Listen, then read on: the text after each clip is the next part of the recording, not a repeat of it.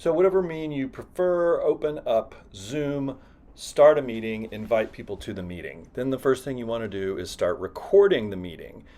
When you are recording, when you start recording, it will give you an option about whether you want to record onto your computer or onto the cloud. If you record onto the cloud, then it will email you links to all of the different files associated with your recording. You should have an audio file, a video file in MP4 format. If you have paused and stopped and started your video recording over the course of the meeting, there might be multiple files, and then you should also have that closed caption file. One thing you might want to check out in the settings under recording is the option optimize for third-party video editor.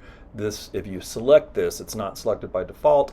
This will generate local video files that are in a standard format that is compatible with most video editors. For this project, it might be a good idea. There are several places that you can see on the screen that will let you stop, start, and pause the recording and let you know that recording is happening. It will also let your guests know in the meeting that recording is happening.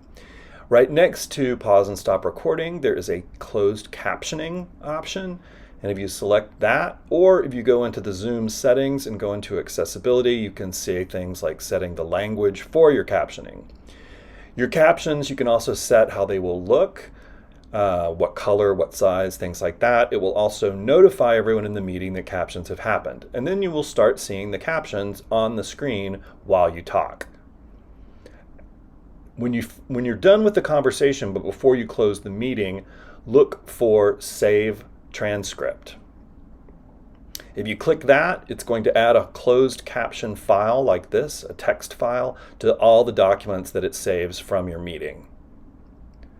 If you open up that text file,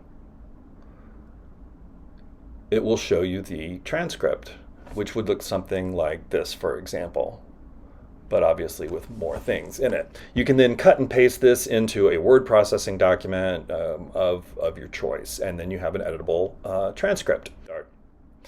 If, however, you have chosen Save to Computer, which is faster but uses up more space on your machine, you'll get a message like this that says, we're converting your files right now and we'll let you know when they're done.